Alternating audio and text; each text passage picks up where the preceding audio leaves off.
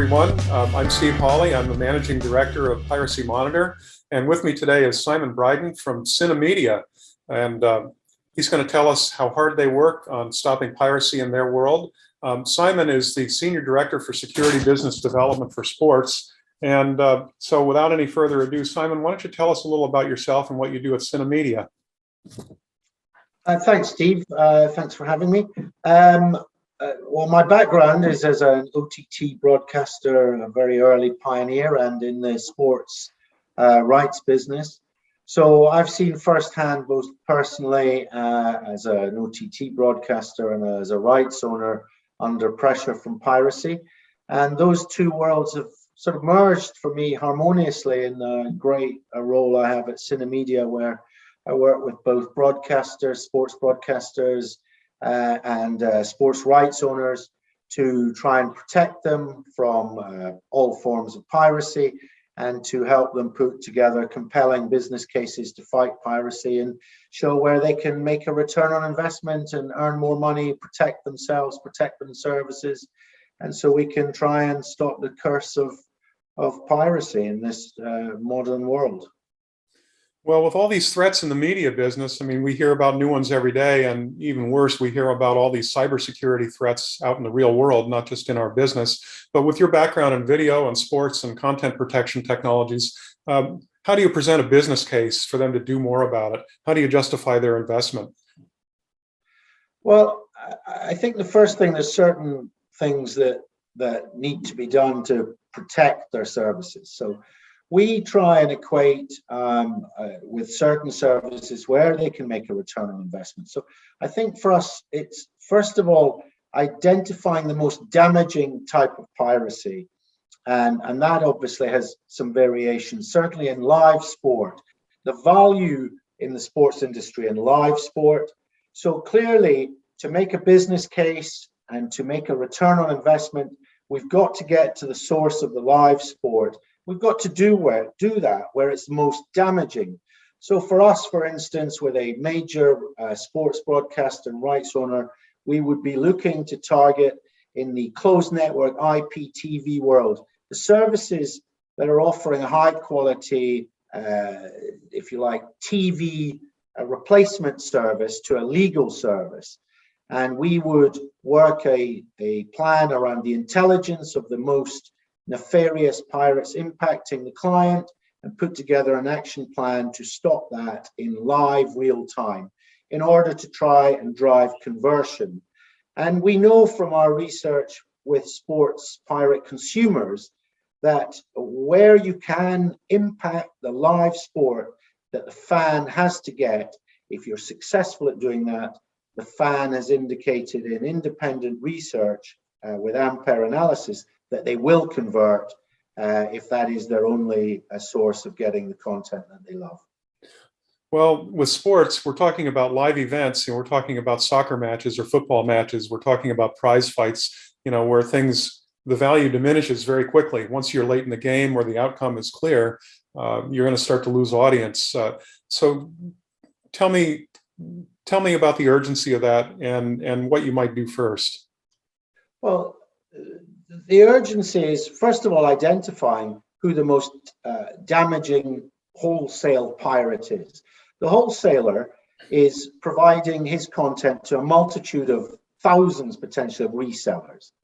You can't go after the reseller. You have to go to the source.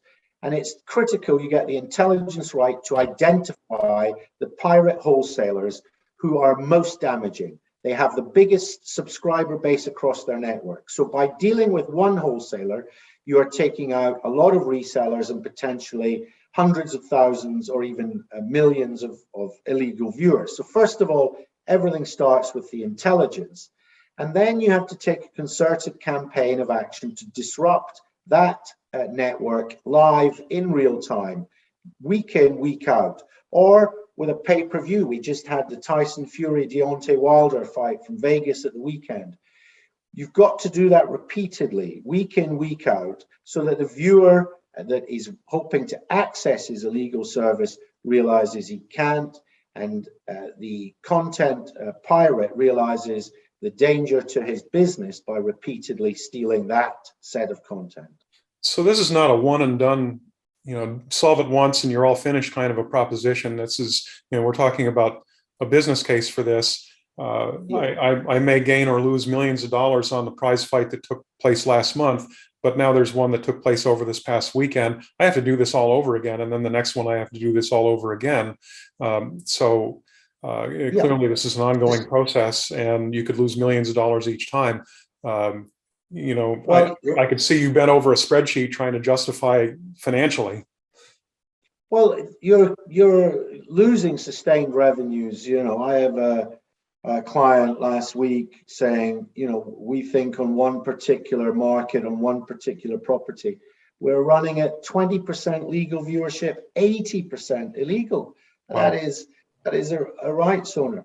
You've got to do it sustained, concerted, week in, week out, and go after, identify the worst and take the actions that you can, whether that be dynamic IP blocking in markets available or disruption, technical disruption. But with a live event, you have to deal with it there. You have to deal with it week in, week out. Well, and that was you've got to build that up, because what we really need to see is that the actions that we take deliver for our clients measurable and quantifiable returns. If that is the case, our clients have got a strong business scenario to take to their leadership to say, please, this is working. Look at what we've achieved. Here is the metric. Look at these audience numbers. Look at the drop-off. Look at the impact. Look what we're achieving. And this should lead to additional investment. If the people that are responsible for fighting anti-piracy can prove to their leadership what they're doing and the efficacy of what they're doing, their leadership will invest in them more. They'll invest in more actions, better actions. And that is what we have to help our clients do, so that whether it be sport or whether it be movies or whatever, they can see that what they're doing is having an impact. Well, you had me sit up and take notice when you said 80%, 20%. That's a pretty obvious gap in revenue. And if the people you're talking to don't sit up and take notice at a statistic like that, maybe they're not listening. So well, that was the client. That's what he's being told. That is the rights owner. That is what he is seeing. He said to me, we've got to do something. We've got to do something different. Most importantly, because obviously they're doing something basic at the moment, but they've got to change the game. Well, that's interesting too, because let's look at it from a framework of analytics. I come from a place where analytics means video quality, and my colleague in the Video Security Summit, Colin Dixon, thinks of analytics in terms of the success of digital advertising. So we have a little bit of overlap in that we're both concerned about the quality of the consumer experience, whether it's technically that the picture doesn't macro block, or whether it's did the ad play, did the consumer stay all the way through, was it a seamless experience? But what neither of us had recognized was analytics as a way to discover piracy. Is content where it's supposed to be? Is it playing when it's supposed to be? That sort of thing. So we've developed a sense that analytics is really core to discovering piracy. So tell me more about that. How do artificial intelligence and machine learning play a role? Yeah, everything that we try to do, and it's not always possible, but first detect, second analyze, third measure. That is a mantra that runs across everything that we do, specifically with machine learning. And we have a service called credential sharing and for credential sharing and fraud called CSFI. And we use very advanced algorithms and machine learning to detect illicit sharing, criminal sharing, fraudulent sharing in an OTT database. And that uses very advanced analysis to work out who your good customers are and where you are seeing your abuse of your credential system, which it's a very nuanced, how people share credentials, what they do, where they're stolen, how they're stolen. And so we use very advanced machine learning and analytics in that service very specifically. So maybe we need to rewrite the definition of analytics in this context and expand it. And I know that there are standards organizations working on exactly that, working on best practices and so forth. So we'll have to stay tuned and see how industries like pay TV and over the top deal with anomalies like that using using AI and machine learning. But so much of this piracy discussion is about credential fraud, watermarking, monitoring, and so forth. What about service theft? How is delivery infrastructure vulnerable? Well, first of all, before you get into combating piracy, first thing you have to do is protect your service. As you know better than anyone, Steve, we have been in the conditional access business for a very long time. But that is more of the old school. In the new OTT world, we are seeing a lot of service theft. I guess I would summarize it as this. Content theft used to be pirate encoders, transcoders. They'd have their own CDN, limited end user experience. They'd acquire the content. It cost them money. They'd host it. They'd deliver it.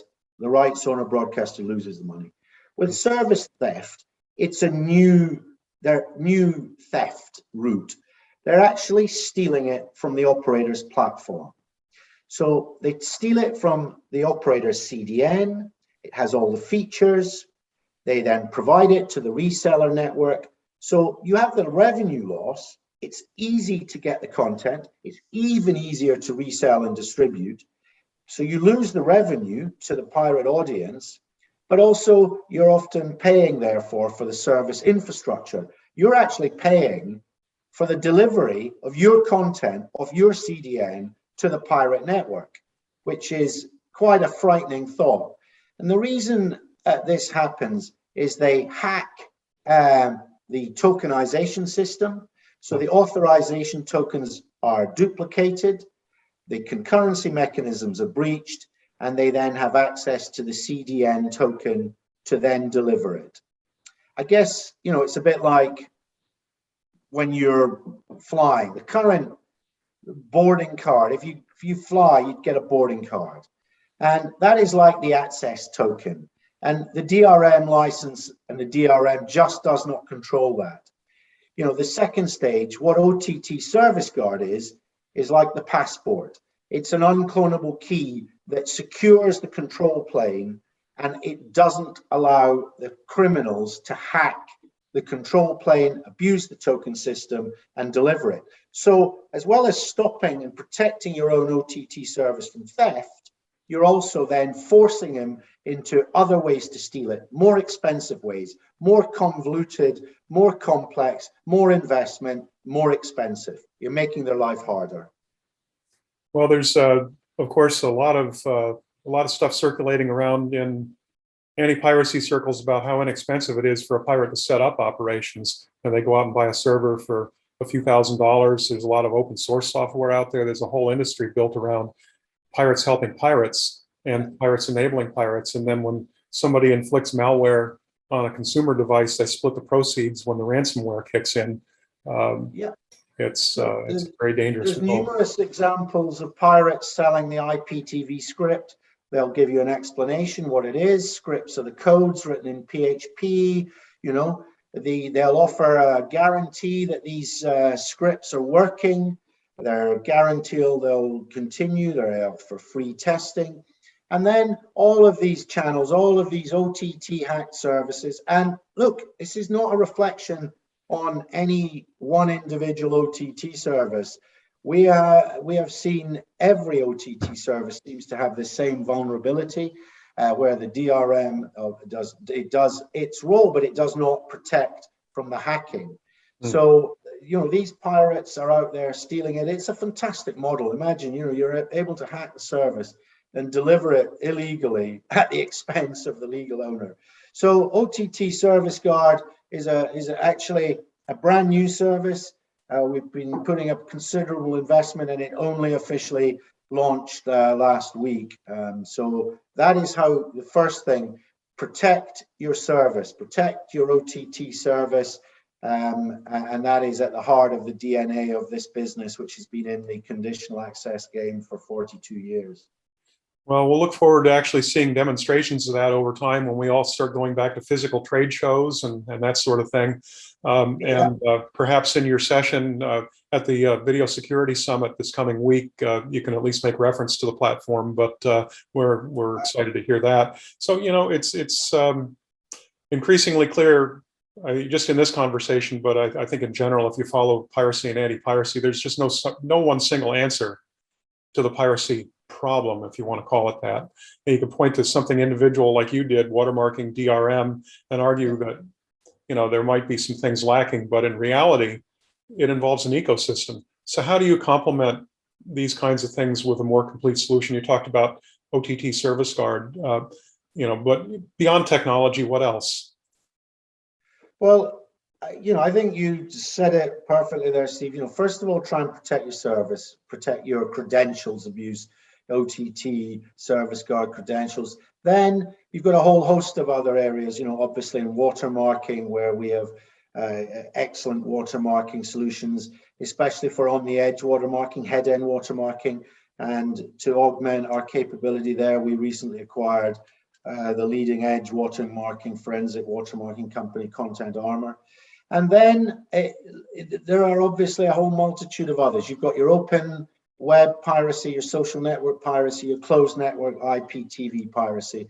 We've put a considerable investment into the closed web IPTV infrastructure. It's an area a lot of people have said not much can be done, and we would absolutely counter that. A lot of vendors in the space don't really, I think some do, but others do. They don't really see that, and obviously in very many cases in the States, they absolve this to ACE and the Motion Picture Association, who do great work, you know, going after these pirates.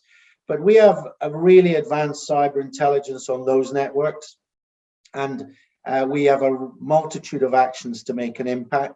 So I think, you know, it's about having a 360-degree solution that solves everything. But clearly, there will be businesses out there that have expertise in some areas for in one area, and I think in certain areas we absolutely have out-and-out market-leading expertise and that desire to make the impact and measure the impact and to use it to analyze that impact properly. Well, the maybe heavily overused term these days is it takes a village or it takes community, and certainly that's an illustration of that. It's important to partner. It's important to have all the components in one place and in a complete framework. Well, you know, the media industry works on the principle of a virtuous circle. You know, content creators or rights owners in sport or content creators in the world of entertainment, they create intellectual property in what they make and they sell it, and broadcasters need to monetize it, so they make further investment.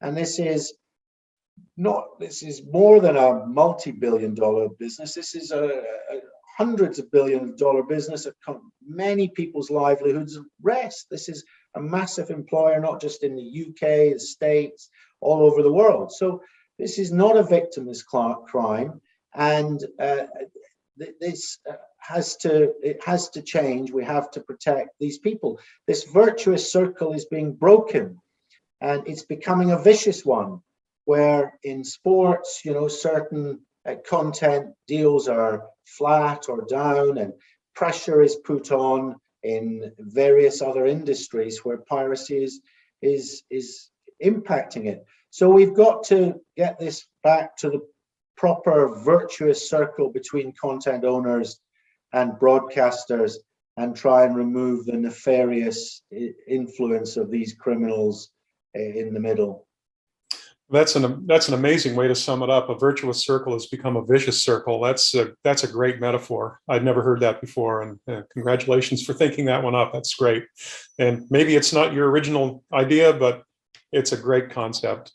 I think it might be. I don't know, but that's how I've, you know, having worked in sport, you know, where we see the virtuous circle go, and you expect on cycles things to go up, broadcasters to make money. Clearly, if broadcasters can't make money and there's this great piracy in the middle, it's going to create pressure, and that is something I've lived with for the last 20 years. So, and I think it's very true and never more true now. Well, this is a great conversation, and I wish we could extend it a little further, but you know, time is passing, and to finish, can you give our audience a few priorities? You know, we talked about so many things here. Clearly, we're talking about an ecosystem. We're talking about a multitude of issues that can happen anywhere from beginning to end of the media value chain, if you were. So if you were a pay TV operator or an OTT streaming provider, what would you do first? How do you complement what's already in place?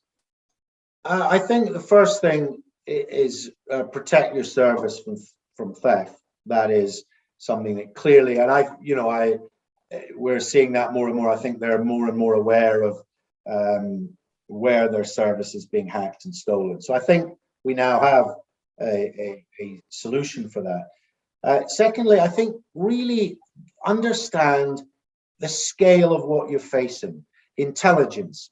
Understand the scale of the criminal, how they're structured, the nature of what they do, their distribution, the wholesaler network.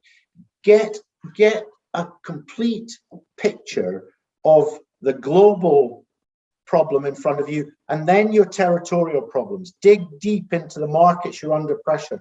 There are local differences. There's local experts. The guy most impacting you in Brazil will be different from Italy to the Philippines. Understand the global piece. Then think to your local troublesome hotspots. Get the intelligence. Work out a strategic plan. This isn't just a, look, it's going up there on social and open, do some monitoring and takedown. Really, it's much more fundamental, and only by that fundamental understanding of the problem can you work through the solutions, can you work through the analysis of the impact, and you can work out where the money is going to start coming. And then hopefully, with a little bit more advanced analytics, we'll be able to measure where that's going to come more and more. Well, it's a big task, but we all have to start somewhere. So thanks for the guidance on that. Really appreciate your insights. Thanks for having me, Steve. It's always a pleasure. No, it's great. And with that, we'll wrap up for today. I look forward to seeing you at a conference near us, and I wish you well.